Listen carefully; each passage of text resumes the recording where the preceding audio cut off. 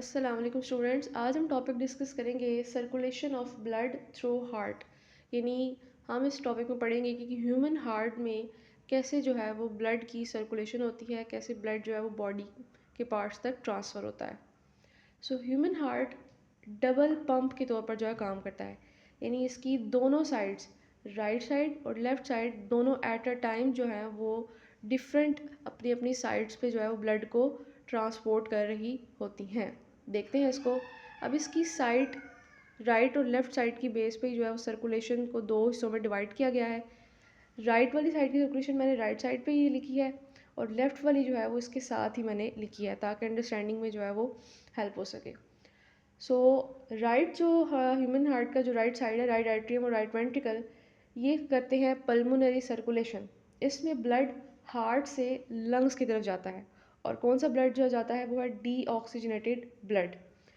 अब right atrium जो है इसके पास सुपीरियर वेना केवा और इन्फीरियर वेना केवा पूरी बॉडी से डीऑक्सीजनेटेड ब्लड इकट्ठा करके लाती हैं।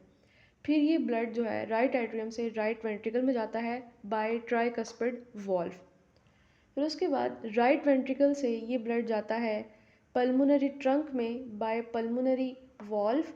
और फिर ये पल्मोनरी जो ट्रंक होती है आगे से राइट और लेफ्ट पल्मोनरी आर्टरी में डिवाइड हो जाती है और ब्लड जाता है लंग्स की तरफ ऑक्सीजनेटेड होने के लिए।